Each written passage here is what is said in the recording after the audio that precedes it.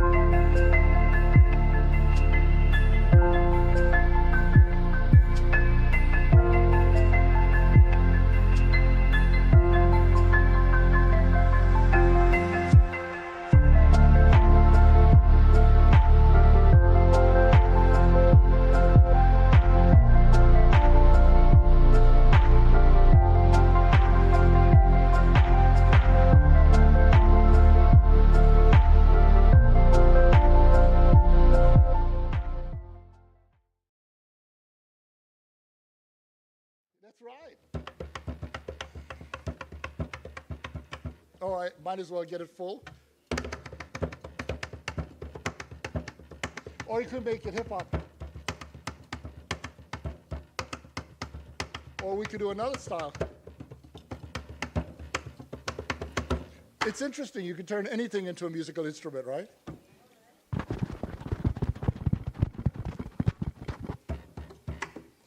So we're going to go to the next program. So would my colleagues who will join me in the conversation, Cozy, Rosina, Rayland? Where's Rayland? We'll be right back. Oh, okay. Well, we can start setting ourselves up, and as he comes in, we could come to the next session. I think we're going to need a moving mic, right? Yeah, so we can set things up. Great. Okay. Let me get the mic for us. Thank you. Okay.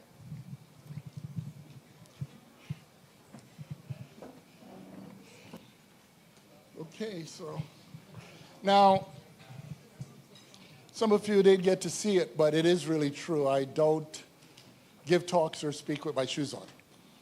And some people have often asked why. The reason is when we speak, we're under an obligation to speak as truthfully as we can. And so truth in this sense is actually the establishment of a sacred space. You know, the word truth is actually connected to the word worth. Every society has some version of it. Some deal with veritas, to verify. There are those who deal with arete. No, not arete, althea. And there's so many ways to talk about truth, but ultimately, you're accountable when you speak truthfully. There's societies in which to speak is to stand before the ancestors. So there's an act of nakedness, letting yourself bare. And in my case, it's taking off my shoes, okay? So my shoes are off, which means Rayland, we're on. So this session is going to be a conversation not only among the presenters, but with you, the way we did before. The idea is to maximize this time together. Because, you see, as we spoke, we were touching upon some themes. But there's a whole lot, especially with your expertise, that we can bring to the table together. So at this point, I don't think we need to introduce everybody because we were the presenters. Huh? Oh, no, I'm just asking if there's only one mic. Is there another mic? Excuse me, do we have a second? Great. All right.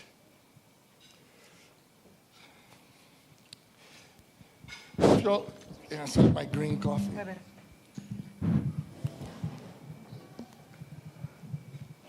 So we have two mics, so we could put one there, and that way it'll be easy. I could pass to you, and you two could to one another. Ah, I got the black chair. I'm black on black. Okay, everybody. So, can everybody see okay? I begin first with a brief statement of thanks to the group who served us the wonderful lunch. I think we have to turn off the other mic for a second. How does this one work? I don't. Oh, there it is. Hello? Yeah, good. You just this part you push it down, and then yeah. So now you can hear me. So that one you push it down. All right. So first, I thank the staff. Oh, that mic. I think we have to turn off this mic.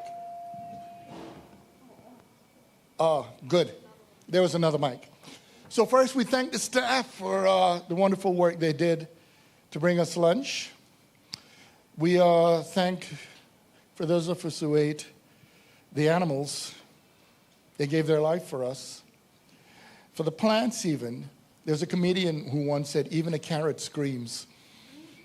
So we should remember that this is one of the paradoxes of life, that in order to live, we also live through the lives that are lost.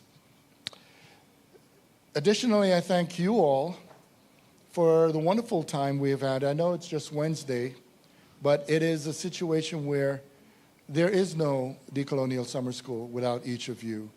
And I don't simply mean it in the form of your registering and so forth, because you could be physically here, but not here, so to speak.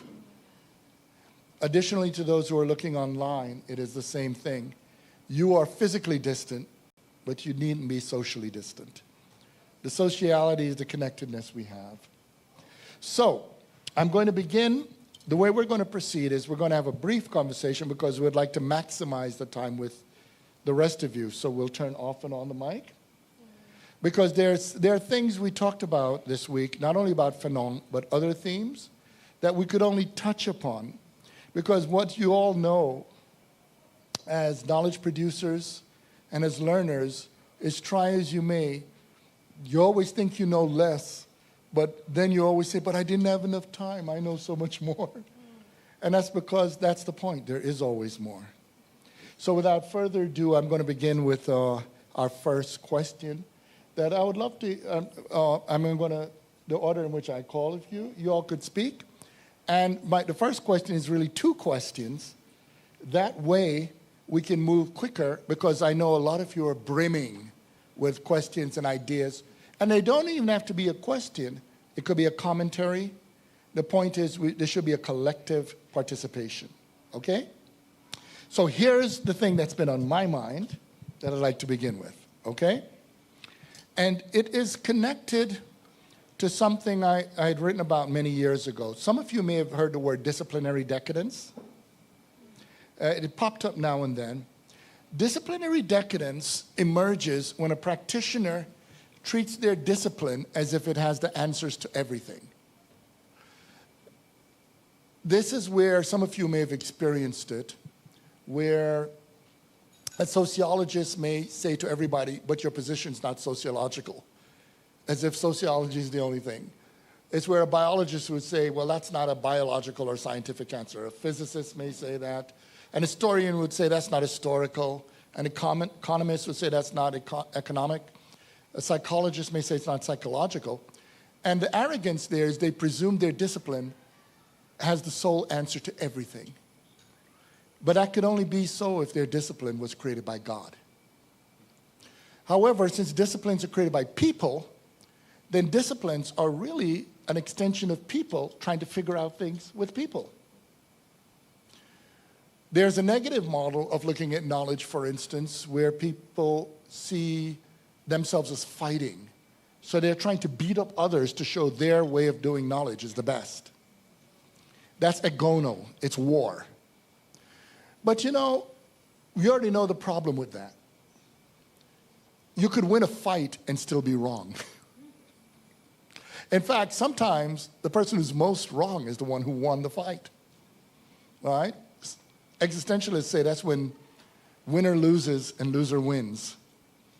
However, there's another way of acquiring knowledge or learning knowledge, which is the example I had given earlier about experience, which is a community in conversation with one another, learn from one another, and the community is expanded because we evoke the ancestors, that's evidence, the past, but we also invoke those to come, even though they're not here, because we're preparing for them.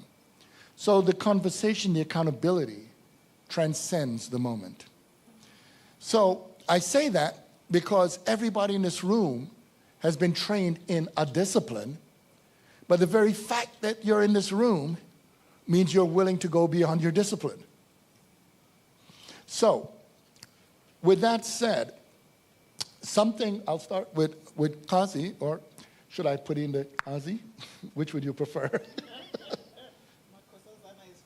Makazana is fine. And, right? And I've been reflecting on the fact that you're a poet who translated Fanon. But you're not only a poet, you're also trained as a nurse, many other things. So it struck me, the question I have is how would you articulate the poetics of your relationship to Fanon in the process, since we're reflecting on our time around Fanon, and how that relationship to poetics will also transcend Fanon, because into the question of the poetics of decoloniality. You see? And for many of you in the audience, you may be saying, what the hell does he mean by poetics?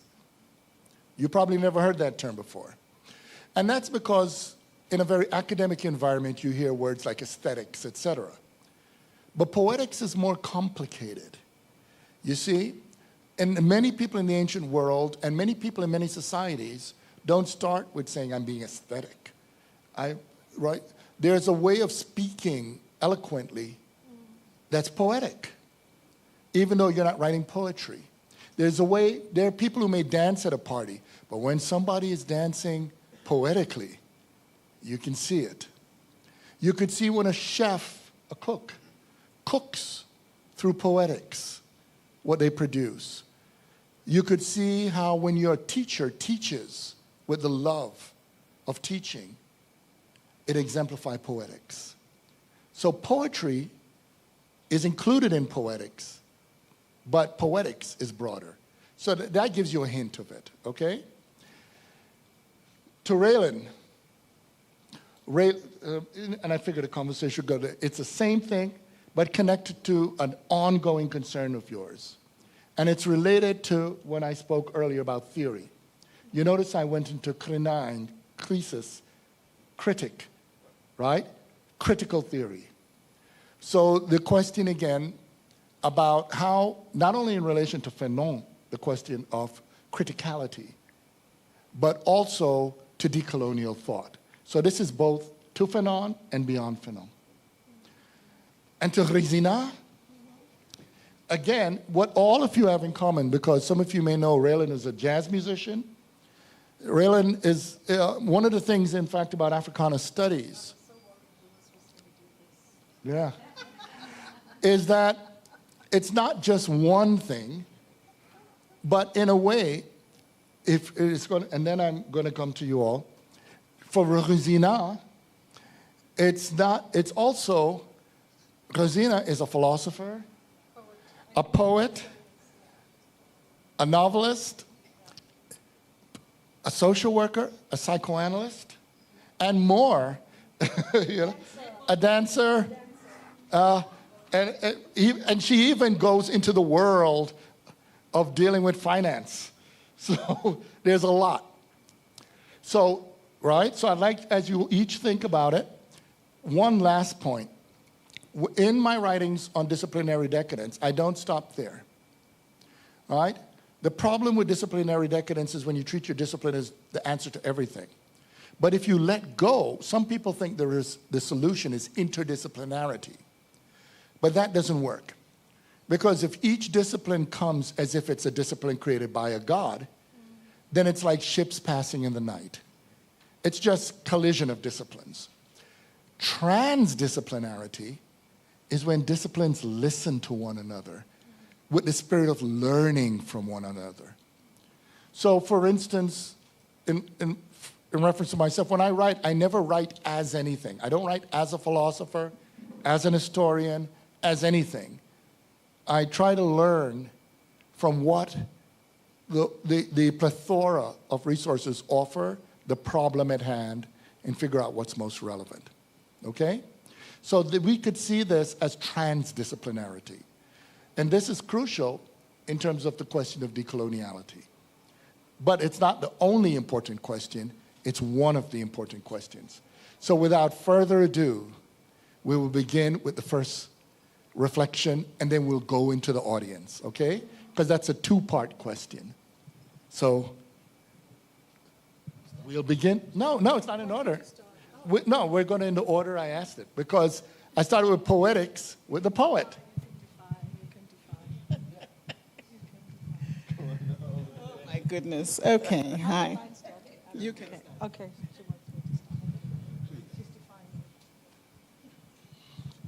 There's nothing like the exemplification of freedom. We don't have to do it one way. So Rosina could start. Okay. All right. No, I'm not. I'm just, okay.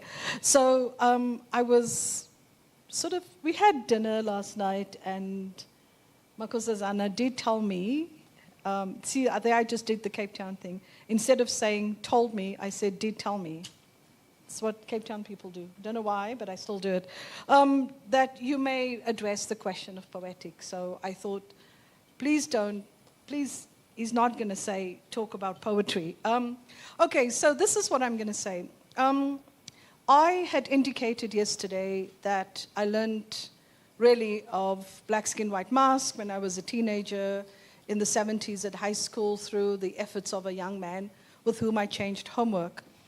And what poetics mean to me is not only the expression verbally and in a particular meter, form, structure, but also using words in a way, which I also talked about a little bit, that what I would call defies the logic of language. And by that I mean the logic of the colonial language English, which I learned at school. That's not how I spoke before I went to school.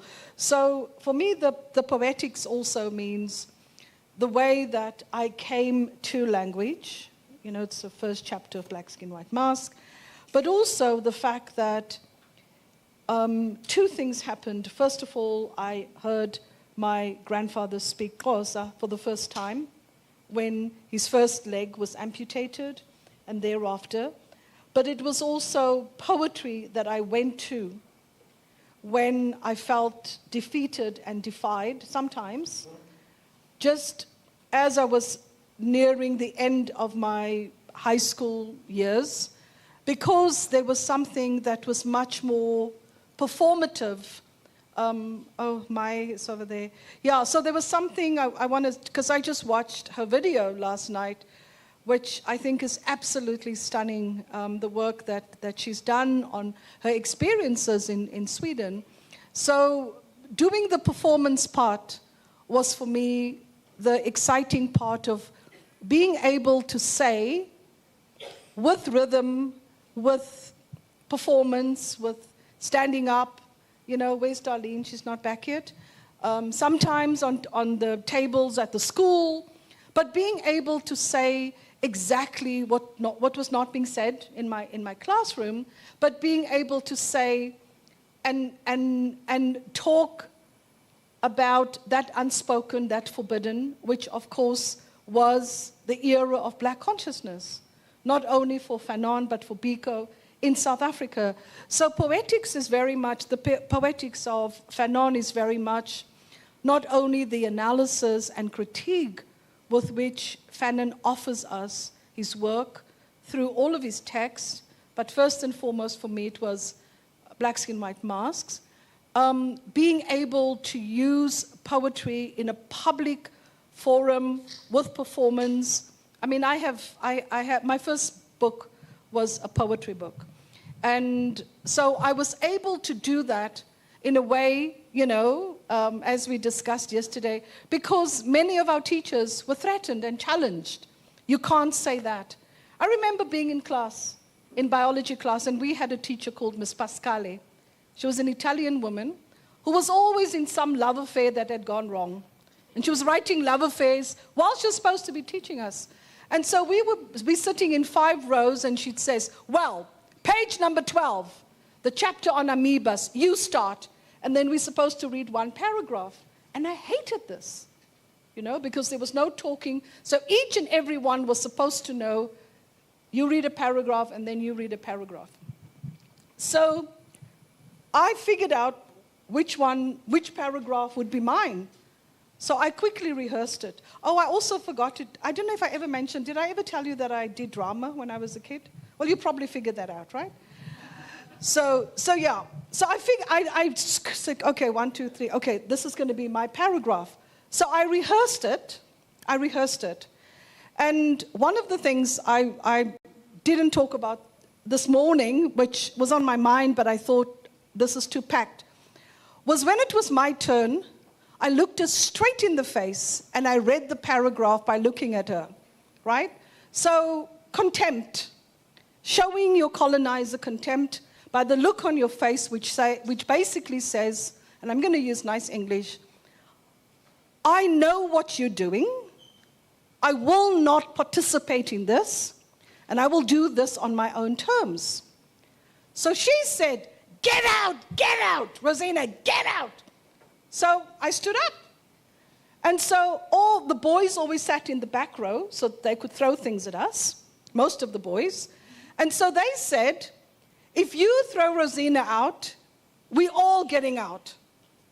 So, of course, she looked at me and said, you're responsible for this, right? I was always responsible for everything, even though half the time I wasn't even there.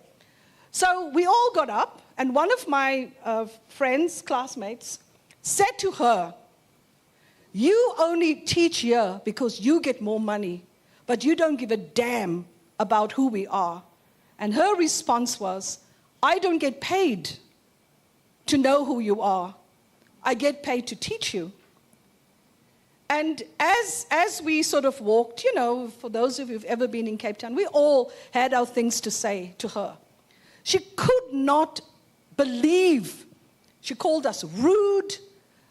She called us all kinds of things and said we had to go to the principal's office. So as we left, we all said to her, She said, Rosina, stop right there. I just carried on walking. And she said, you'll be pregnant before you're 16. And I said, not from you. So, I had my first child at 30. But anyway, so I think there's something to be said. Yeah, I also got kicked out of school the following year because the principal of the school told me that he didn't like the look on my face. And I said, don't blame me, blame my family. Because, it's like when you have contempt for somebody, and he told us to do something, and I just looked at him, I thought, you've got to be kidding me. It's a small little man, right? So for me, what learning about Fanon simultaneously with learning about Biko, poetry became that quick, on-the-beat expression that I could encapsulate with language that came from my home. The first page of No Rosa, No District 6, where the 8-year-old Rosa speaks, is in a vernacular, Cape vernacular, with no commas, no full stops, no punctuation, because I wanted to have a District 6 child enter the text from the previously enslaved location where she was born and not participate in the logic of language within which I was caught. So I always say to students when they ask me, what do we do about the fact that we are participating in discussions on decoloniality that we feel trapped in? And even though we speak isiZulu, isiSotho, and several other languages, we're doing this work in English at the university. And so I said, look, this is where we are. This is what we know we're facing, Obviously I'm not going to say to people, only do this in English, but we know within the university context, how many people can safely say in this room that if they wrote anything in isiSotho or isiZulu, they would get PUs, right? There aren't even the kind of journals that we're talking about. So my advice is always, or my guidance in this particular issue is, Fanon talks about language and civilization. We have to go in and break into those languages, like English, and make sure that we insert ourselves within the very language with full stop, comma, semicolon, and structure and form, where we read from left to right with a full stop, where every aspect of that structure tells you when to pause, when to stop, where to think. And as Lacan would say, where to think, not to think, right? So for me, poetry and writing in what I call free verse was a way to take that message and make it my own and utilize it in the expression that felt that I was taking Fanon home, which I did in the form of a book, but I was also taking my home to Fanon. And that's where the poetics of Fanon came to be expressed. I'm very aware of time, so I'm going to just pass it on. Yeah? Okay, thank you. So let me just start with something else that's about clarity. I do not have a PhD. And the reason I say this is that as I've been engaging with people, it's clear that there's some confusion. At some point, there's a DR before my name. At another point, there's a prof before my name. Rhodes University gave me an honorary doctorate, and that title belongs to Rhodes University. UJ conferred upon me an associate professorship of practice, and that belongs to UJ. I do not have a PhD. So, let me start by responding to the question, to the first part of the question. And I want to start in this way. Louis was saying, should I use the that he couldn't say, which is Kaba, Nonkos, Shwabad, Malobsohlanga, Nombobozindi, when wahle police kwasebandla, when uthemba ukuphana noncishana, mazala kubusa, Nonkoso omuhle ngisho nonyawo lwakhe olufana nehlabathi zolwandle. What's that about? Izithakazelo, that's what we say in isiZulu. I don't know what it's called in other languages. But it took me a very little, I was just starting primary school when I realized, as we're being taught poetry in a formal way, that actually izithakazelo are poetry. But it is the poetry that is about telling the history of your family. So, as a child, you listen to this and it sounds a little bit complicated, but there are beautiful bits to it. I don't know if you were listening. The way it ends is Nonkoso omuhle ngisho nonyawo lwakhe olufana nehlabathi zolwandle. So there's a way in which izithakazelo of us as people don't just praise us, which is how they have been explained, praise names, but they tell the story, the history behind the people. So in a sense, this is the idea of the poetics of decoloniality, and that's how I want to start, and I'll come back to that. But I wanted to start with that because that's how we honor one another with our clan names. So let me move back to Fanon then.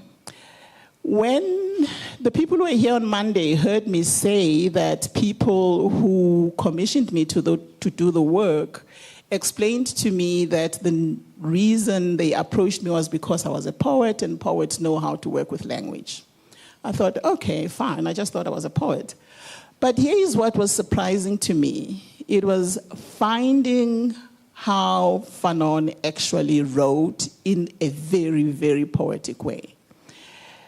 Some paragraphs you'd be reading and he's analyzing this and this and this, and then suddenly something changes, and then there's some rhythm that feels like poetry. And that's the reason I had so much fun sometimes, because I would read the paragraph and find myself starting to separate the stanzas, and I'm thinking, oh, that's a stanza, that's another stanza, that's another stanza. So that was quite fascinating for me, that here is a psychiatrist, a medical person, a philosopher who writes in this way that just makes the writing beautiful. And then, of course, the shifting would happen, and then you think, oh, this is boring, but yeah, it's facts, yeah, it's history, yeah, it's that. So I thought I could read a section to you and then talk more about how I had fun creating it into 3 stanzas of a poem. It's...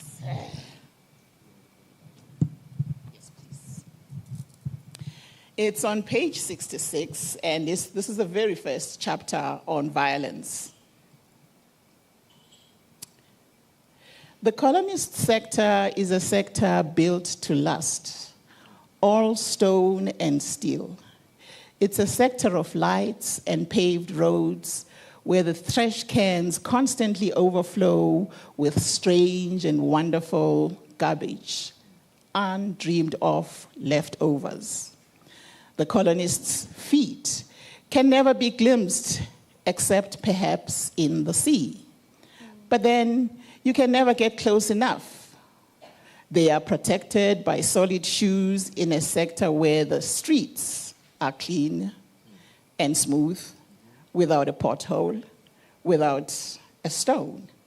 The colonist sector is a sated, sluggish sector. Its belly is permanently full of good things. The colonist sector is a white folks sector, a sector of foreigners. So I turned this into 3 stanzas, and it just reads like a beautiful poem. So that for me was another point of pleasure, where I would find a paragraph that just sounded like poetry. But then to talk about the poetics of Fanon so many years later, I remember in 2005 when I heard over the news that an organization called Abahlali Basemjondolo had been formed. And I remember thinking, oh, that's interesting. And it was quite big on the news at that time. And part of what I had experienced for the first time is seeing informal settlements in Johannesburg. I grew up in a very rural area where we have big houses and massive yards and a lot of air to breathe. So seeing informal settlements and being shown Alexandra was just like, it used to like, you know, when it's like somebody's punching you on the chest, because I just didn't understand how human beings can live in spaces like those. So all this to say, I was excited to hear that there are people who are forming an organization, Abahlali Basemjondolo, because they're standing up for themselves, they want to speak out. Of course, with time, they sort of disappear into the background. And then while I'm doing the translation, I hear that Abahlali Basemjondolo actually have a school, a Frantz Fanon school. And I thought, what? I love this. So for me, there's the, I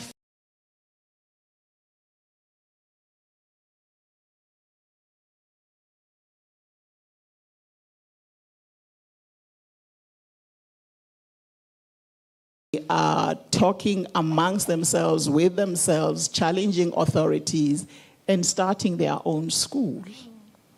And they choose to call it the Frantz Fanon School. And I just thought, wow, I love this. For me, it just feels like, what can I say, a kind of unexpected beauty, because the association of who lives in informal settlements does not equal they will start a school that gets called the Frantz Fanon School.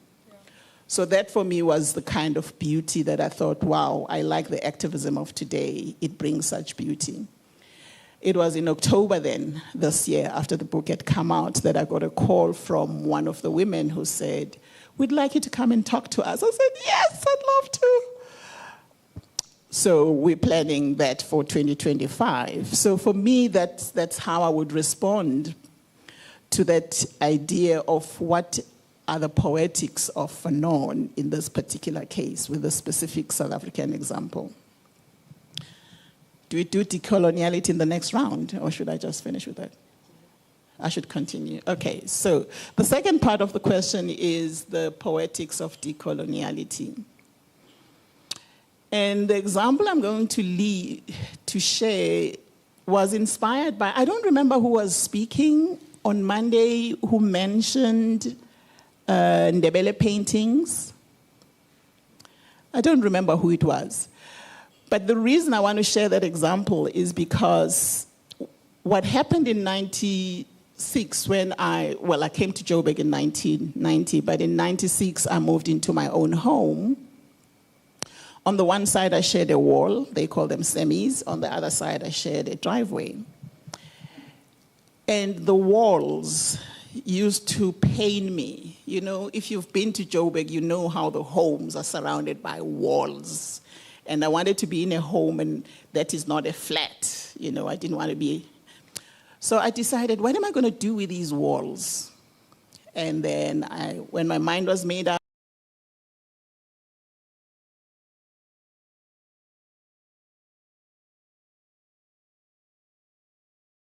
that's when the poetics began.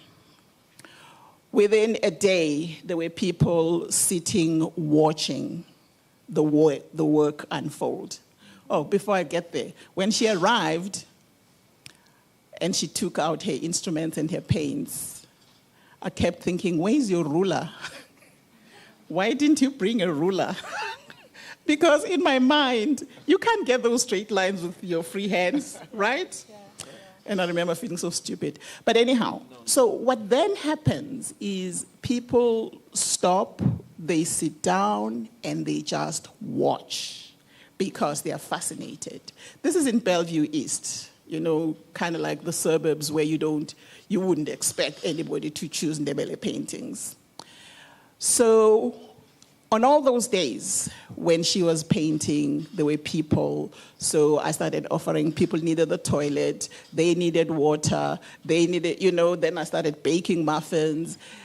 And then it just became something else that was just, for me, beautiful, though I hadn't quite expected that is how it was going to unfold. And then with time, the city bus that takes tourists started stopping at the corner. So for 15 years of those paintings being on the walls, that became a spot for the tourists. Now, was I comfortable with that? Not so much. But the point is the tour guides made sure that people don't come out. They just positioned the bus. Clearly, they said something and explained this is, you know, indigenous, South African, whatever, I don't know. I never wanted to go in there to listen to how they explain it. But I just remember thinking, isn't it interesting that something as little as this could invite such community, such love, such connection?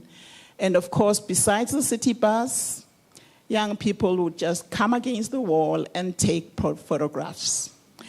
So when I'm sitting on the porch, sometimes I'd hear them, sometimes I wouldn't, because I'm deep in the house, but they would just take photographs. And I read that as people being excited to see what they know exists, but in the north, in Limpopo. And what had made, at least in my understanding, a historian might have a different view, what had made the Ndebele painting so public and better known in the country was the corporatization of them, right? Because the women had started painting beautiful luxury cars and they got invited to different countries to paint in exhibitions and this and this. So the South Africans became proud because Ndebele paintings were all over the world, and the women who were doing the paintings were getting paid. We were happy about that. But for somebody who's just walking past the street and they see this, oh, they just stopped and they would take photographs. So for me, that was the poetics of what came from a very simple decision. I hate walls. I'd rather look at a beautiful wall when I'm approaching home at the end of work.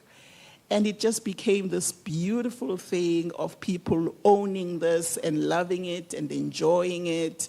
Some people would ask if they could come with their families and take photographs outside. So that's just one example for me. I'm gonna give it a minute. For me, I'm just going to do a little on the poetics, and then I'm going to get to the critical and decolonial part. Poetics for me, I mean, it's my grandmother saying... For you, I was addressing the critical. Oh, thank you. Okay, thank you. Keep me on task. The relationship between decoloniality and criticality, for me, you can't be sufficiently decolonial without being sufficiently critical. However, there is a caveat. What do we mean by critical? Because that could be something very different in Europe or America, right? To be critical. Some people are going around critiquing things that we might find bourgeois critiques, or that's really not. And so there's a relationality. There's this link. There's this connection to the importance of us defining what critique is for us. And again, I don't need to say throughout Western philosophy, there's all just a huge discourse on critique, but I have found that often may mean something qualitatively different in the African world, right? Because it's sort of what we turn our critical apparatus to, our critical attention to. How do we lavish certain topics or certain things on? And so for me, there's also motifs in any of the work that we do. And so if we say something like Africana philosophy or even African philosophy, there's going to be a set of themes, right? And to be a student of African philosophy, there's a kind of responsibility that we may have to offer up some new questions. But not simply ask questions, because I think that a really great philosopher is a critical philosopher who would also spend some sufficient time seeking answers to those questions. So it's not just about asking questions, it's also using whatever is available to you to answer, which is where we sort of get to this discourse on disciplinary decadence. The fact that we should be fundamentally altering the academy. We should be disrupting the curriculums, the business as usual, the corporatization of the academy. In fact, we should be decommercializing, if you will, the academy. We should be calling into question whether we even need an academy. Is there another way that we can go about educating ourselves and others? And at the heart of a real, for me, critique and criticality involves not simply critique aimed at something else or an other, but a kind of self-reflexivity, meaning self-critique, self-correction, self-evaluation are at the heart, I believe, of a real critique. With respect to African diasporan contributions to critical theory, you know, I have found a lot of people throughout African American studies, African diaspora studies, who will embrace the identity of a theorist. But something happened when I first put out my work, and I said, yeah, but I think that we need to go beyond simply being theorists. We need critical theorists. Why? The question becomes, what does a theorist do? A theory describes and explains something at its best. It's very basic. A theory describes and explains. A critical theory describes, explains, and seeks to alter, to change, to transform what it's describing and explaining. That's a decolonial. That's decolonial theory. So decolonial theory, it might be a bit redundant for us to say decolonial critical theory. Like, do we need some more big words to throw around? But at the heart of it, we have to sort of ask about our relationship to what it means to critique. And in doing that, we have to be willing to critique the self and not simply the other. That's going to be difficult because, again, I come from a community where people feel like they're overly criticized, especially by the people in positions of power, the people that dominate us. And so hegemonic critique is very different than, let's say, a subaltern or decolonial critique. We need to make some distinctions then between what it is that we mean by critique. We also need to understand the differences between destructive criticism and constructive criticism, right? So some of the ways that we have been critiqued in these kinds of racial colonial, racial capitalist settings are often quite destructive, if not dehumanizing. Okay, if not, dare I say, recolonizing. And this is something that I'll talk about tomorrow in my talk on Cabral, where he talks about, again, recolonization, that sometimes even when the former colonizers leave, we have to ask some questions. You know, a decolonial theorist is going to ask, are we being recolonized? Right? So that would be the other question. If we really sort of go like a radical, a revolutionary form of decolonization, really makes us think seriously about recolonization.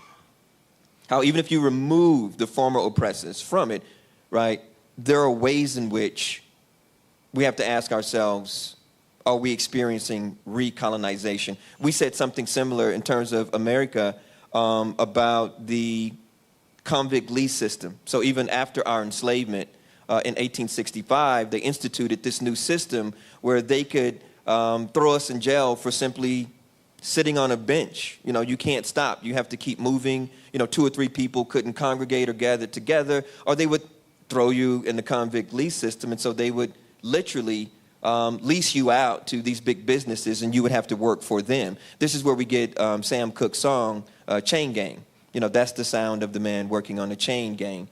So again, that's something that's part of that cultural memory, part of that historical memory, that sort of even though that was a hit record. I mean, isn't that interesting? And that was a hit record in the white suburbs, not just the chocolate cities, but in the vanilla suburbs of America. This becomes really sort of interesting to think about these things. But anyway, so the criticality part, I'm also thinking in a very sort of jazz-like sense about extension and expansion. That they say that a lot of times jazz musicians, especially when they improvise, they're playing notes often that cannot be notated on Western scales. So even though John Coltrane, for example, is playing an instrument created by Adolphe Sax, the saxophone, a lot of what he's doing when he solos, it can't be notated using those scales. If you think about somebody like Miles Davis playing a trumpet created by Rolf Trompeta, right? He's able to do things on it that even the person that invented it might not have fathomed, might not have conceived of. And so it's really important for us to sort of think about theory in that way, in a much more expansive way, that it's often elastic. We can stretch it. We can do a lot of different things with it. And when we do that, it decolonizes. It sort of snatches theory away from those sort of hegemonic institutions and individuals, if you will, and these canons, which is a very violent term, these canons, if you will, and takes it in some different directions. And I think that's what I hear when I hear Billie Holiday's music or Sunrise music. Okay. Should I turn it off? Okay. Yeah, it is.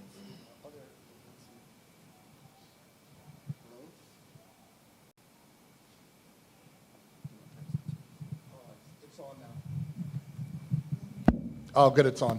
Well, thank you. In effect, what I appreciate with your responses, you all spoke to Something that I've noticed throughout Fanon's life, and thanks for reading that passage, which is, if you read Black Skin, White Mass, Fanon announced that he wants the reader, which is the broader community to whom he's writing, to become actional. But how can you become actional if you're not moved? So he writes the way he does. That's why I brought up the poetics, because he's not writing for the conventional accoutrements or recognition of scientific writing. He's writing to change the world. So with that said, thank you, my co-presenters, because the others are going to, there's more for you to say, but Rosina would like to read something, and could you each now think of things you would like to say so this mic could circulate, or we have 2 mics. That way we could have a lot of participation from you, okay? So Rosina is going to read something, and I'm going to pass this mic in, so that way it doesn't have to be one mic going all over, okay? So great. We'll just use the one. So go ahead, Rosina. Is it working? Yeah. Okay, so during the break yesterday, I was asked at different times by various women in particular in our group here, some of whom knew about the expression of Della and others who didn't, and asked me why I skipped over it. And I said I skipped it because I was very aware of time. And whilst I'm still aware of time, it turns out we started half an hour earlier. So we're good to go. So I'm going to read it now. I'm not going to stand and do actions. I think I'll use my hands, okay? So it addresses Lewis' second question. Some of what we discuss generally at workshops on decoloniality is some of the stages that have been identified around rediscovery and remembering, mourning, dreaming, commitment, action. And I wrote this when I was quite young, I think before I turned 20, and it ended up in my first poetry book. It's called The Clitoral Nature of Colonialism, or What Happened to Our Della. I'm going to have to explain this to you because you weren't here yesterday. Okay. The socks, the pants, the water in the basin reflect her hair. It lies still there, engrossed by the stare of our mama, our storyteller, our dear. The sun shines on her voice with rays of pleasantries, with strokes of plenitude, an air of delight, as she speaks with so much power and so much might.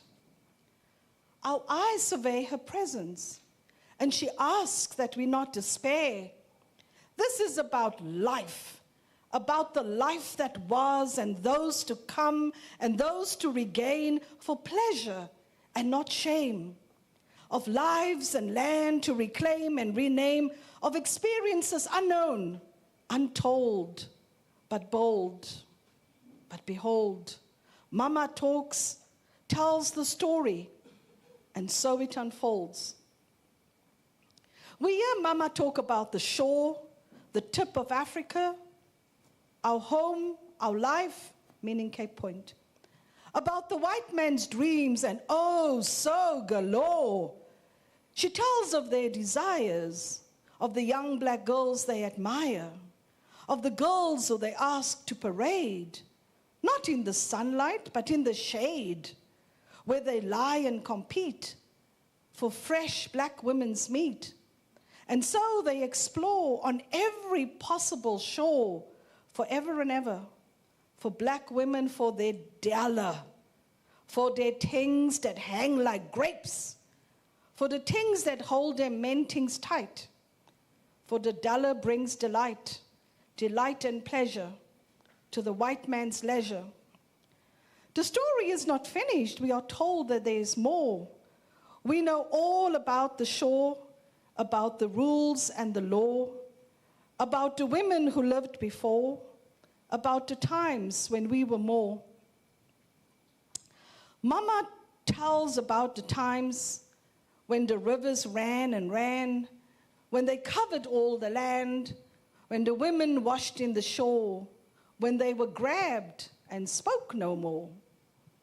We want to cry, but Mama says, no, there's no tears for what has happened, no tears for all the years, no time to reminisce if we're only going to miss the objective of the lesson and the story, of our pain and future glory, of the glory still to come, if we stand and fight as one, and hold our hearts and hopes and dream about the land that's ours, and keep our Della safe ashore in our bloomers behind our door.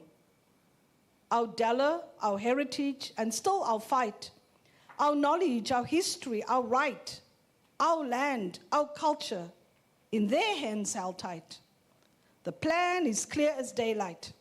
Our legs apart, our hearts crossed, our fists clenched, our mouths sealed, pressed hard against our will, our Della pinched closed, our teeth chattering to our spirits racing the future, racing for the day when our Della can be ours and only ours, to have and to hold, to savor and to fold. We clasp our hands together and join Mama loud in song. It's a prayer and a story with a song, a story overdue, so long.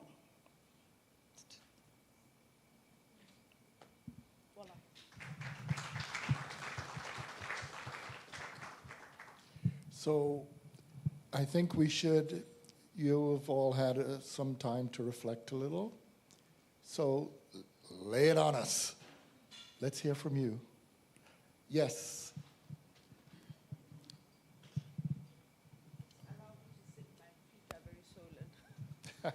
Okay, thank you. I just wanted to, is it make up? Ne?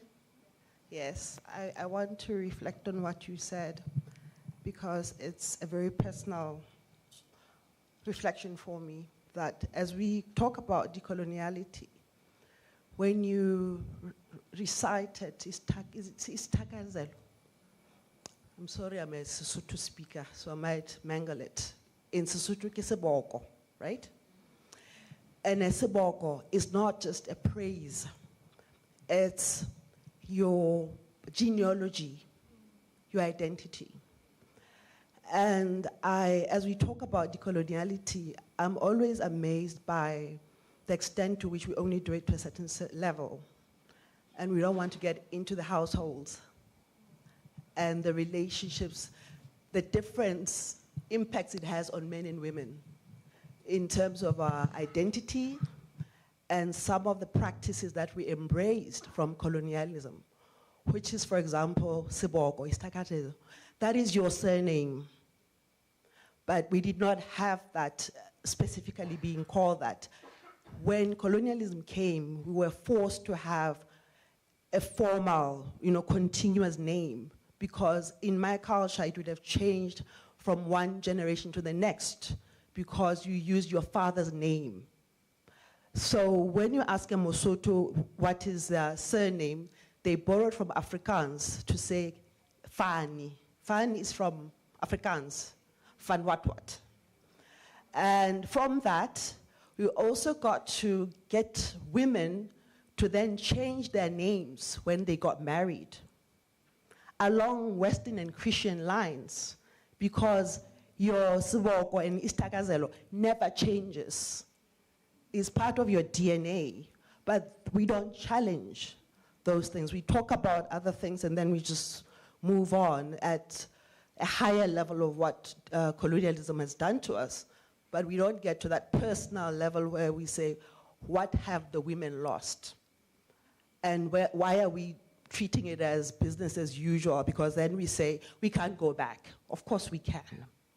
And we have assimilated it to the extent that we came to accept or think it is law that a woman must take her husband's surname when they get married. It is not a law. It's a practice that came with colonialism. But we don't talk about those things, and that's what it evoked from me.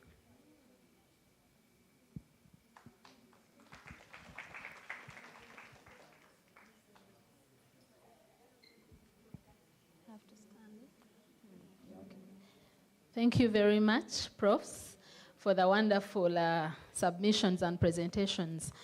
I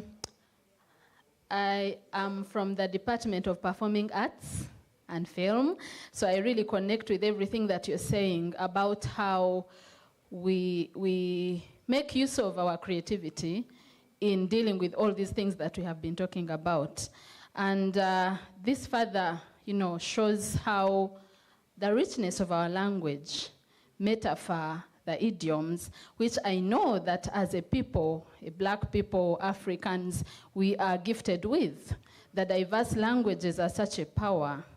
And I've been working with young people from 2017 in the eastern part of Uganda, and I have realized how creative arts are such a power in undoing the oppressions that these young people are entangled in.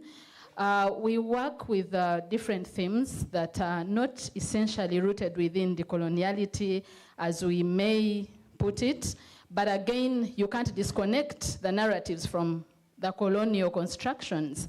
So in most cases, we encourage the young people to not use English because they can't express themselves freely. We work in disadvantaged areas in that part of the country, and we use simple methods, accessible methods, like letter writing. I think most of us have written letters, or we love to write letters. So we tell them to write letters where they are speaking about who they are. That is the opposite of what they have been told that they are. And it's amazing when we go around to read what each of the young people writes. And sometimes when we think about decoloniality and how we need to undo all these oppressions, we tend to think about the big things. But I'm beginning to reflect, and I think we don't need to do the big things, actually. We have all these things around us, and all those things we don't think about are actually very powerful and are very accessible. So yeah, thank you for making me again reflect on the power that I have, and that I have actually been doing what I need to do, and yeah, I'm encouraged. Thank you.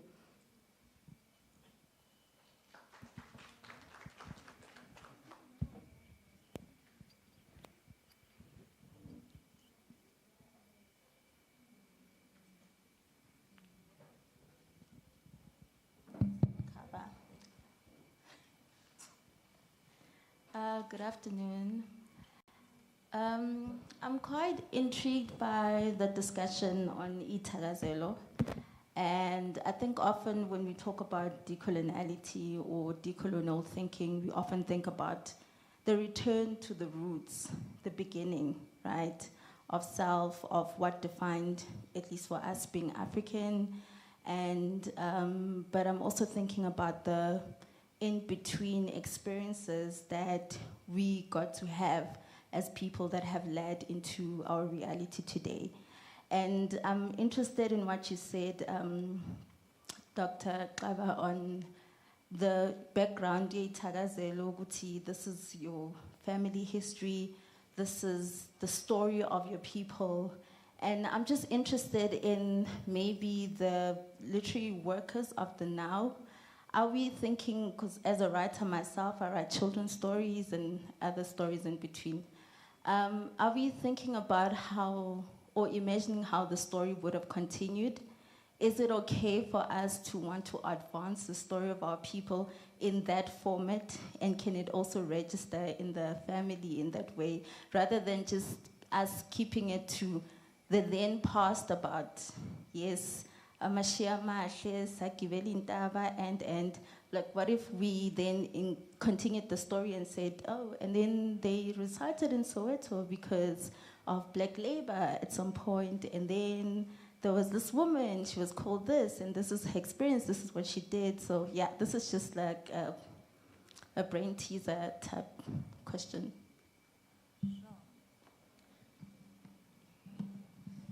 Molweni Dumelang. My name is Lesseholinda Plank.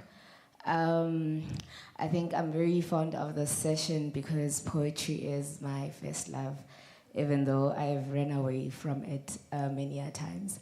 I think I started writing when I was in primary school, would be the one that performs when people are dead or when people are getting married, they'll call me. And then until I came into the academic institution, and I thought, I'm done, I'm not a poet anymore. But poetry called me back home, and it called me back to writing. And I think this session just resonated that for me. And as I reflect on my own journey, I realize that poetry has been like a sacred space for me of reclaiming my identity and my language, and through what Mamqaba is saying about itakazelo. I've connected with my ancestors, I've connected with my history, I've connected with my presence. And for me, it is not just a creative expression, and I think this panel is just showing that. For me, poetry is theoretical, it's methodological, it's decolonial, you know. And hence I use it in my work to just say that we are not performing, we are not entertaining people, we are writing, we are telling a story, and we are also creating knowledge or taking knowledge, like what Mamqaba just did with Fanon's work, to just, create the stanzas. And that's how at times we should be learning, to say we shouldn't be learning things crema, but being creative with it, being healing from the context and the work, and just gelling with it. And so I'd like to thank this panel for that, because it really reignites one's story about poetry. And I ask myself all the time, how can we as scholars, activists, and poets further harness the power of poetry as a decolonial, theoretical, methodological, and healing tool? How can we create spaces that nurture and celebrate poetic expressions, particularly for the marginalized?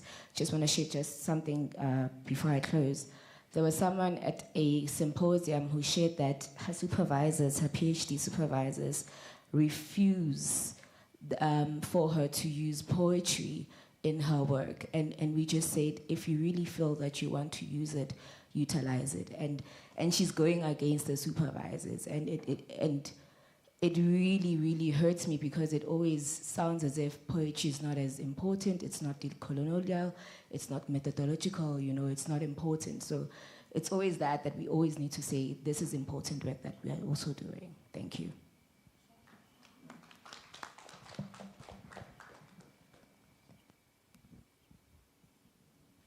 Thank you. I want to share 3 poems. And these 3 poems, obviously, are very poetic, and they are also very decolonial.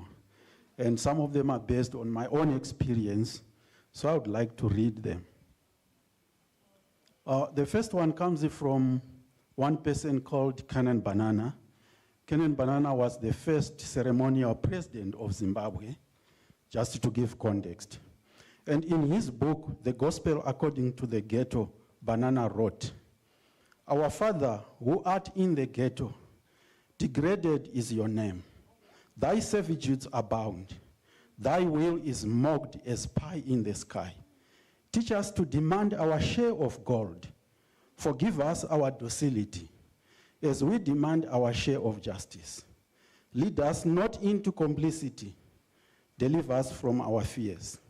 For ours is the sovereignty, the power, and the liberation. Forever and ever. Amen." This could be, of course, to some of us, this is blasphemous. But I don't think so. So this is the first poem. And then the second poem comes from my own experience. I taught at the National University of Lesotho for 14 years and 8 months. And in 2011, there was a serious transformation and restructuring program, which threatened the closure of about 7 departments and 2 faculties. And of course, as members of staff and students, we had to toy to make sure that this does not happen. And in the process of protest, dance, and song came two prayers.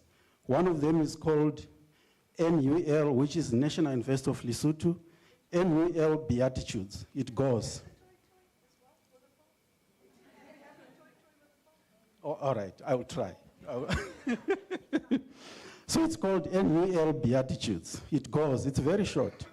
Blessed are those who unite for a good purpose, to foil the tragic destruction of the National University of Lesotho, who betides those meeting in dark corners in order to bring down NUL to its knees. The second one reads, it's an NUL community prayer, that is the title. It reads, "Oh Father, bless your sons and daughters who have assembled here to pour their hearts out to you, that the evil spirits in the university be driven into the wilderness. We beseech you, Father, to hear our prayer, that the plans by those hard at heart be rendered into a flop. We are not asking you, Father, to remove them from the face of the earth, but to drive them out of the NUL gates." And then the last one, very short, which you are all familiar with. And this is from Fanon. We are talking about Fanon. Anyone who has read Black Skin, White Masks would know his last 3 or 2 sentences, which is actually a prayer. And it's a very short and powerful prayer which reads, "Oh my body, make of me always a man who questions." So my question to you is, Rabaka, Louis, Puleng, Winnie, Mulete, and all of you brothers and sisters, what is your prayer? Fanon was not simply doing this prayer for himself. He was challenging us to say, what is our prayer? Thank you.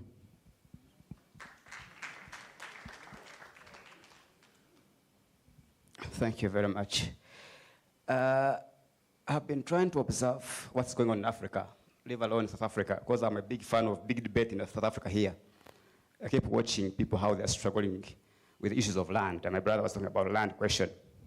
Last year, the Mau Mau person was in Uganda also trying to cry over the same issue of land, that for the years they've been struggling since independence, they've never gotten land. But we have these two words called now decolonization and reconciliation. I do not understand whether these words are going to be contradictory or they're going to make us understand something. Reconciliation, when we still have these struggles of dispossession, alienation, enslavement, what exactly are they meaning in the context of Africa? Because in Tanzania, in Kenya we have a reconciliation project. Rwanda, the same project. South Africa, the same project. All over. So what does it mean to reconcile when we still have issues of dispossession, alienation, and all those stuff? In the USA, I don't know how it is, but we should be having the same issue of reconciliation. So it is a big debate that we should, as we are moving forward to understand how either we are decolonizing or not, how are we going to settle with our neighbors? Her paper, Professor Mata, about black bodies, I was seeing the lady was trying to apologize. But can we take apologies, forgiveness as seriousness? How serious is someone asking for forgiveness? How serious is it? So it is a question we're still grappling with, and whether we as humans, we have the capacity to forget and forgive, or we have to try our level best to manage what we can manage. I feel we are still grappling with the question of capitalism, which is not ending now, and with the so-called compradors, political elites in Africa here. Let's say when in the supermarket, and I was with Robert, I was looking at the supermarket of South Africa, where you have wine and dairy products. These are from big farms. I'm imagining whether the capitalists are going to accept to withdraw from producing for themselves for accumulation for the benefit of the rest. So we need to be also questioning about the questions of tribalism for the sake of us, from ethnicities and whatever they are, and whether that person is interested in surrendering or retreating. Because it's a big question for not only for South Africa, but also for Uganda, for Kenya, for Tanzania, forever. As long as there's a capitalist mindset with a corporate class bourgeois, we have to be more careful. Thank you very much.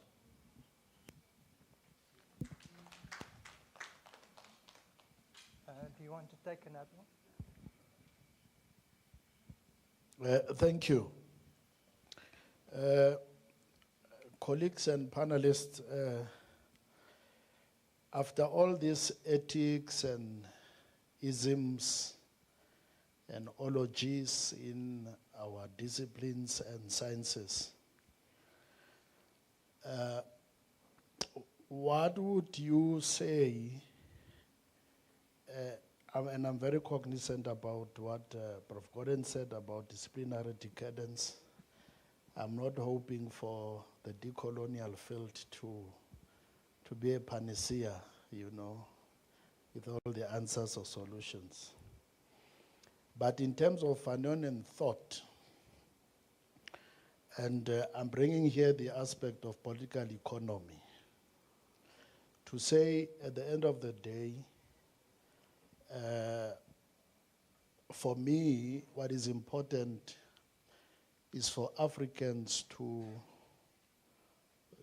be human and to live as humans, have clean water, have food, have shelter, etc., etc.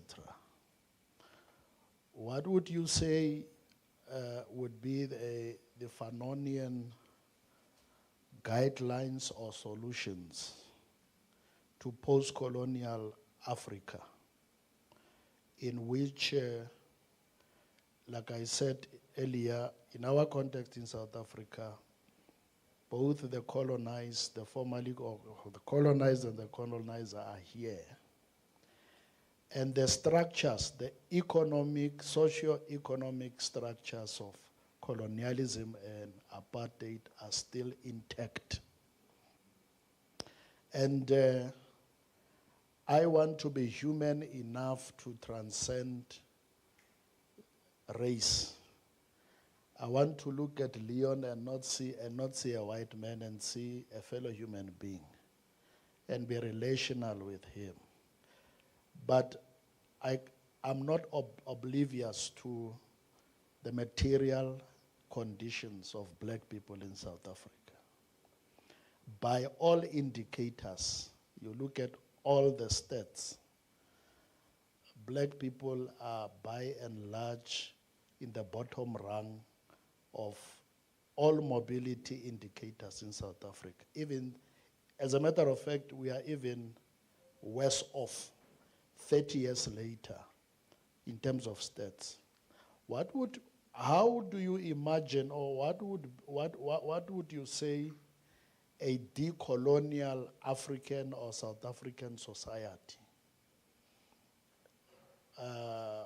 would be like, or how should we imagine it, given these realities, where the colonizer is working very hard to keep the colonial and apartheid loot. And these contradictions that are unfortunately race-based are very much alive, and they are part of our reality. How would you talk to that in terms of Fanonian thinking, talking to political economy? Thank you.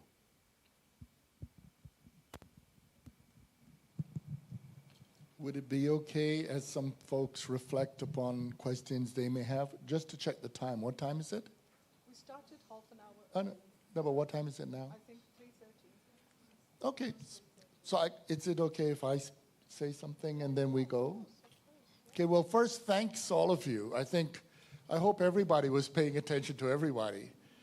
Because, yeah, I mean, if we're talking about this transition from practice to praxis, it's also the emergence of our humanity.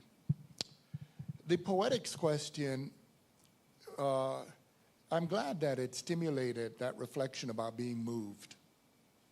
You know, what's really funny is one of our inheritances, negative inheritances, from the emergence of Euro-modern life, because before there wasn't really a Europe proper. There was just a peninsula of Asia. And that peninsula had a thing called Christendom. But it was the process that of the need to have a homeland for the racialized people, because before there was not a white self-identity that led to a need for a homeland for whites that created Europe. But if you look at the map, I'm sure you're all wondering, how in the world is Europe a continent when it's just a peninsula of Asia? Well, similarly, before the emergence of the Euro-modern colonial structures, in order to manage it, legal and bureaucratic mechanisms affected writing. Do you know the way people used to write, including philosophy and science, was in verse? If you go and read Lucretius, if you go and you read the ancient writings of, when you have access to Theon, Hypatia, if you go, Molefe spoke of Imhotep, but you could talk about Preshahet and many others. If you go and you look at Gongzui in what we know today as China, it wasn't written that way. And in fact, when each of you spoke, if you were to close your eyes at the cadences, we naturally speak, especially when we want to reach one another, in a form of poetics and poetic form. Okay? So that's the first thing. The second thing is, thanks for that last question. Because you see, the limitation of time led to some of the things we talked about that didn't come to some other things. Fanon, that question about political economy is a really, really, really important question. And I bring this up mainly because it's a question that pertains not only to Fanon, but to Walter Rodney, right? Yeah. What Raylan's going to talk about tomorrow, Cabral, and many others. And it comes down to this. When Fanon died, Fanon was trying to organize a United States of Africa. Because what Fanon began to realize, and because what all these have in common, these thinkers, is a position on socialism.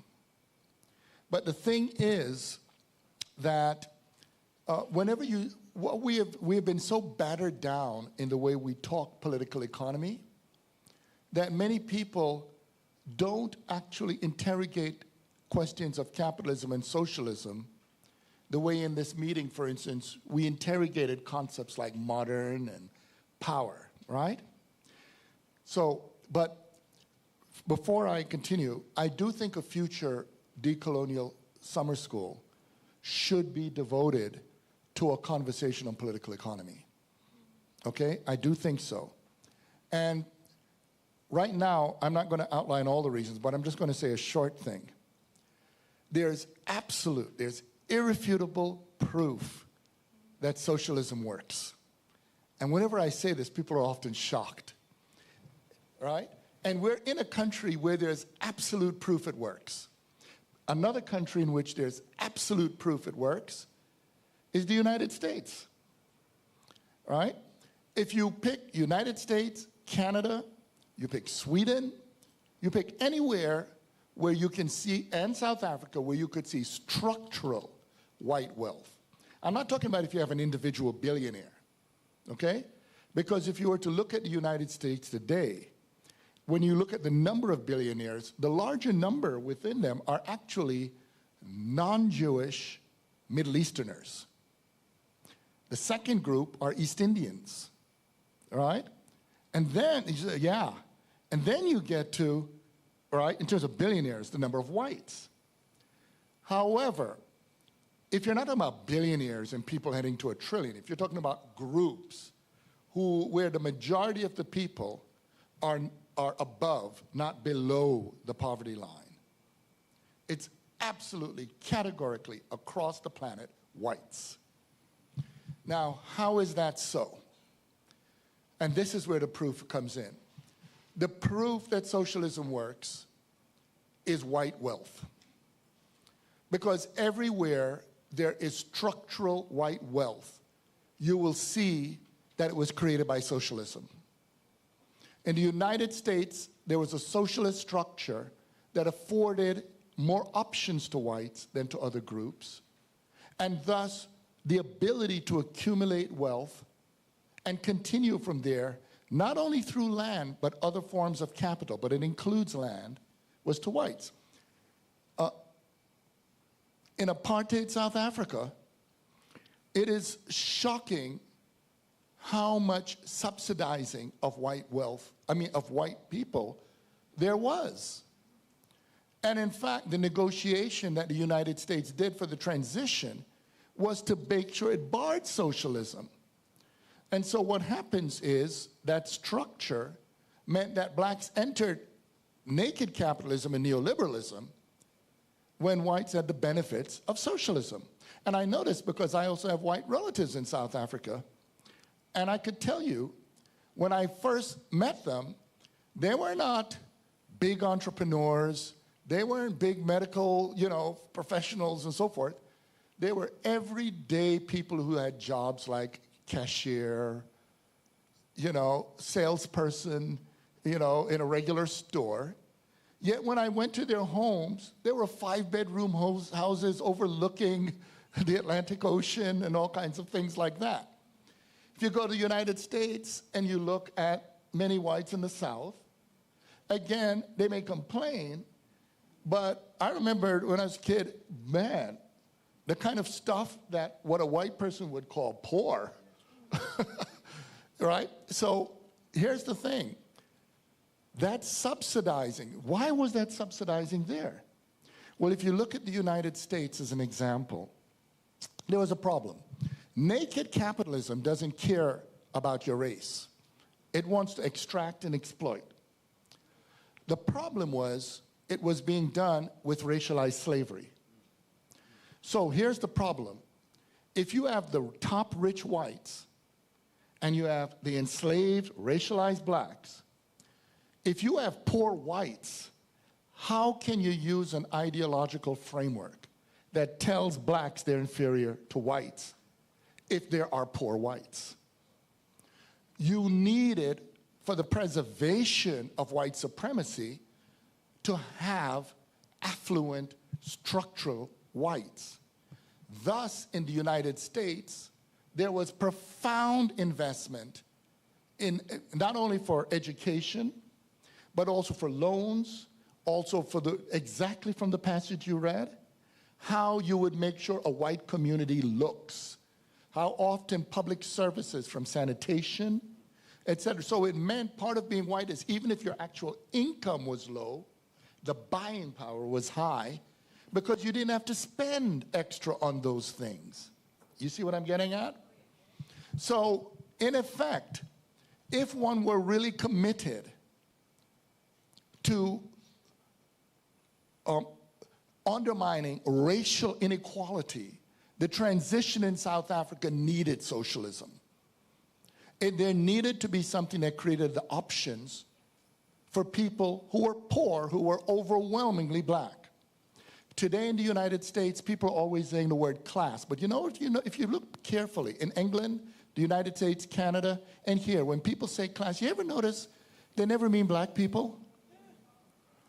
Now, black people are overwhelmingly in the working class, and some people say underclass, because we were talking about lumpen proletariats, et cetera. What happened to make class exclusively mean white? Well, part of that is so we can function as a buffer against discussing the fact that when you say race, you are really saying race class. Because to create race class inequality, one had to create fewer options for the racialized darker people and more options for the people who are lighter. So the first thing we know is that even in Eastern Europe, socialism created an infrastructure where even if you don't have a large wealthy population, you have a large population that's not below the poverty line. And I could tell you, when I've traveled through Eastern Europe as an example, I remembered when my first time in Eastern Europe, when I was a student, my son had developed the mumps, but I didn't know it was the mumps. We rushed into the hospital. We went through emergency and all of this, had x-rays, and then it came back and said it was the mumps. But then the lady apologized, the physician. She said, because you're not a citizen here, you got to pay for the services. So I'm thinking, oh my God, how am I going to do this? And she looked at me and she said, so it would be for all those services. And when she said, I translated it into $30 US. In other words, for the typical citizen, it was free, but even for the foreigner, it was so low by American standards that I was shocked. When our children were ill in Corsica, for a physician to come up the mountain to the home on a socialized medicine was 20 euros for a foreigner, free for a citizen. But you see my point. My white cousins in South Africa, they didn't have to make a lot of money to have a high standard of living. But what many blacks in South Africa have to do to have even a near standard of living is to be in such extraordinary debt and to go through an unequal system. I mean, it's not just South Africa. That's the situation in Kenya. I don't know as much about Uganda, so others could tell me. Nigeria, absolutely. And Nigeria has so many resources. So the thing, if we take out, at the moment, the racialized question, the racialized question is blocking a deeper question, I would argue, which is that we need to create an infrastructure that reduces inequality in the society.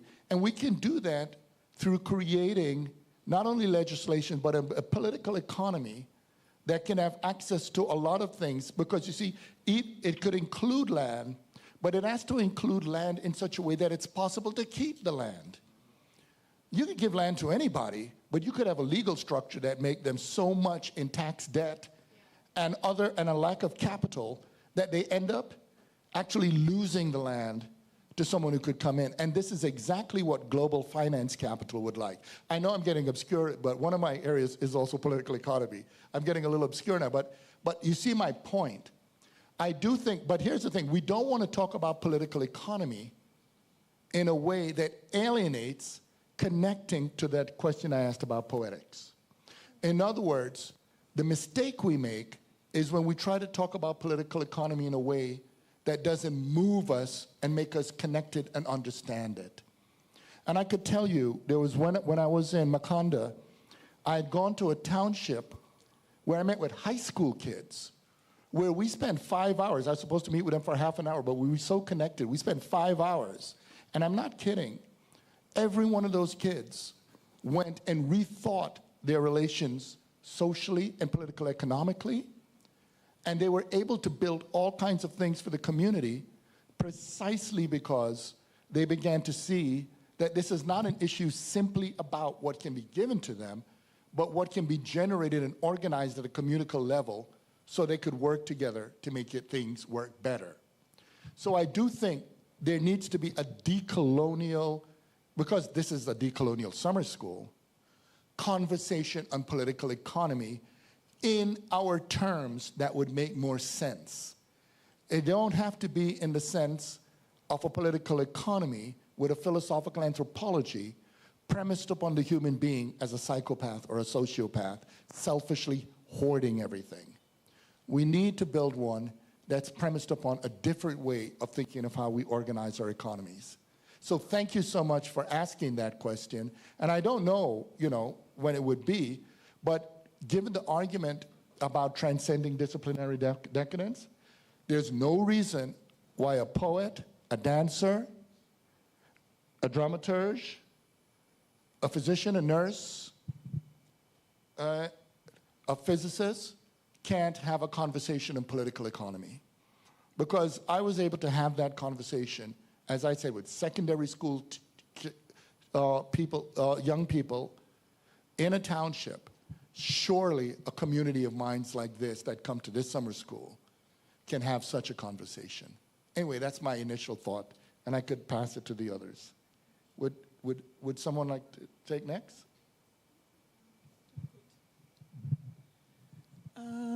The person who asked the question about what it means to move, yeah, she just left. Anyhow, is Tarazelo and incorporate the current times. I was just going to say to her, she's a writer. What writing does is to give you the freedom to just be creative. So the question I wanted to ask her was whether she was talking about very specific families, Tarazelo or what. But even that can be created. So for me, you have the freedom. So the other thing I wanted to respond to is when you were saying, what does it mean for me to be human? And you want to look at the person next to you as a human before you see them as white. I said this on Monday, I'm going to repeat it with a caveat that says, I experienced sexism first as a child in school because the boys in my class, and they said this out loud to me, couldn't handle the fact that I'm smarter than them. So initially it was just that, oh, okay, they don't like the fact that I'm smarter than them, I'm always number one. But with time, I started noticing other things. I didn't have the word sexism for it, but the violence of it was very clear. And I only experienced racism when I was a teenager and my parents could send me to town where in those days you couldn't cross the street to be in the shops where the white people were. So it was just knowing, oh, we can't cross the streets. White people only, okay, fine. We'll just shop here. And where is the here? It's in town, it's stores owned by Indian people. So there's also this dynamic now because the Indian people in KZN needed to be superior. So you experience racism from people who are calling you Kafirs and they're saying things about your skin color, but they look like you. It used to be ridiculous to me. As a teenager, I'm thinking, why does this make sense? But I'm going to other stores that are owned by the Indians. They know my dad, and they treat me like an adult treats a child because they know my dad. So just understanding all those dynamics of how we work with one another, we engage with one another as humans, has been very interesting for me to observe because my bottom line is I want to know that I'm safe with black men in this country. When am I going to get to a point where I trust black men in this country? I remember reading a report by the World Health Organization some time ago where they looked at violence against women in many countries. And one of their concluding points was that countries that had governments that were deliberately violent tended to have more men, black men, who are also violent. And I thought, oh, okay, that's interesting. But what's wrong with these men? Because they need to look at themselves, you know? So for me, there's that point that issue that we don't really want to open up and talk about because I am willing to bet that in this room, there are men who know men who are violent and have abused their partners, their wives, or even their sisters, just because they're men, not for anything else, because they need to feel better, they need to feel superior. And sometimes they even use the language of racism to make the point about how they are better because they have penises.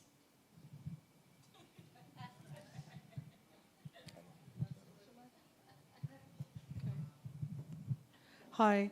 I'm not sure how many of the questions I'd be able to address, but I'll try with the table, the Makarere folks here, and maybe a few other points. I also wanted to say that I really appreciate the fact that you shared that poems with us. On the question of art and poetics, I remember being very excited when I heard that, Leon Damas was one of the founder members of the Negritude movement. When Amy Césaire, when they were looking at venues for where to meet, Leon Damas would be the one to find a venue for where they could go dancing. So I thought that was very interesting and very important to know that it wasn't only the kind of existential sharing and writing, and as you know, that generation of Negritude thinkers also gave us such important and thought-provoking poetry that's really gut-wrenching. So I was really happy to see that, to read about it, and sort of think about what does that mean. Often, I think almost for the most part, every single time I've been at the Caribbean Philosophical Association, we've opened the conference with poetry or dance in Jamaica. So that's part of the process of also not letting your body be driven to a kind of conformity where it is still restricted by colonial and enslaved kind of ways of saying, it's like speaking English, when you see back in the day, the BBC, 500 people today were killed in Pakistan. No hand movements, nothing, no expression. So I'm always happy when I'm at the CPA to see that, the poetry and the dancing is so important. I wanted to just quickly say to the last, I think you were the last speaker, you raise interesting questions that I think I have always grappled with around, you said you would like to be in a place where you don't relate to white people as white people, right?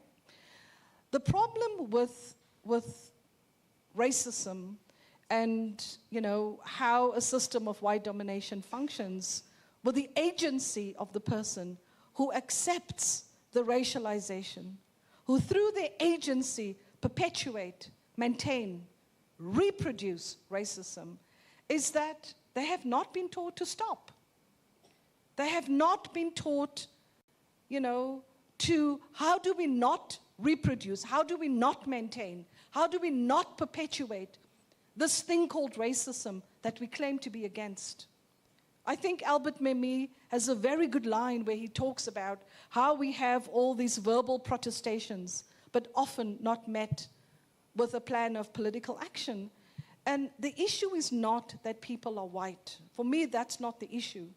The issue is the agency, the racialization, the education with which whites in South Africa have been taught to believe and enacted the superiority and enacted and used their agency because they had the legal, the institutional, the social, the structural composure within which to make apartheid part of their day-to-day existential practice. And it's the undoing of that I think white folks should pay attention to. I remember finding out that there was such a thing called NUSAS, the National Union of South African Students, that were run by white folks, white students, who had the audacity to put Biko at the bottom of a church with some of Biko's comrades in what was then called Grahamstown, right? For that conference, right? So even when Biko spoke, they would say to him and speak on behalf of South Africa. They were 10% of the population. And we still see that in South Africa. We still see that perpetuation, that maintenance, that reproduction with the people who claim to be against the very act of oppression and discrimination that they reenact all the time. I don't want to take up too much time, but I think there were lots of other questions that I was thinking about, and also some of the points that have been raised. And I think, Lewis, you're very clear in us thinking about poetics and trying to bring the poetics of decolonization and not letting it be overtaken by political economy. And one of the things I just wanted to say very briefly, if I think about the 10 million people that were killed in the Congo and how the Belgians took absolutely everything, hands, feet, skulls, muscles, all the minerals,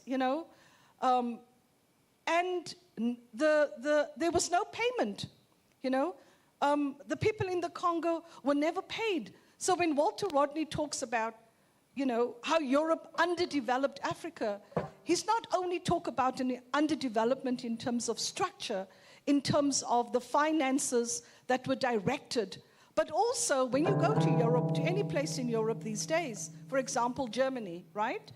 You see how the historical wealth that they did not have, that was accumulated, continue to serve those societies, right? We have, at South African universities, we have various scholars from Europe who come in, and they will tell you that they could never afford an apartment that they live in the way they live in South Africa.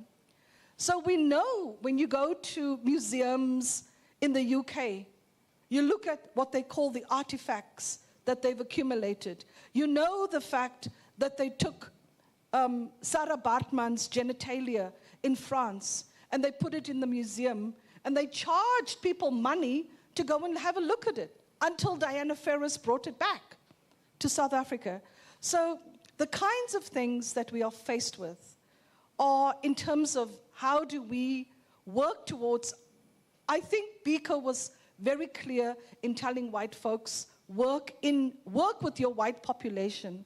And the question is not about being white, it is about the perpetuation, the beneficiary status, the agency within which that is reproduced. And for me, it's going to be very difficult. I haven't told you, Kelabamang or Puleng or some of my colleagues. So I just got the Sarchi chair on the 20th. Yeah, thank you. So I just got the Sarchi chair. So I'm going to come knocking on your door because it's on the national question. So I got the Sarchi chair on the national question. And thank you, Louis. And there's so many things that I am in conflict with. And one of that is, I think many of you know in this room, is on how to follow this path of non-racialism that the Constitution talks about. Because I think when I speak to black folks in South Africa who are my colleagues, my students, my friends, they will tell you they don't experience non-racialism. So it's going to be hard, but I'm going to come and knock on your door and say, Mr. ANC member, what's the way forward here? Thanks. Just a very quick point of clarification. When I spoke earlier today, I was mentioning, because of the way math works, when we complete a year, that's our birthday. So when you become 62, you start your 63rd year. I think some people may have thought today's my birthday. It isn't. It's May 12th. So I'll be completing my 63rd year. But beyond that, I think we're out of time. Well, I got to say to all of you, we'll continue. It is such a joy to be learning with you, okay? I know we are the speakers, but this is a community of learning, okay? And so may the learning continue. A luta continua, the struggle as well. Thank you, everybody.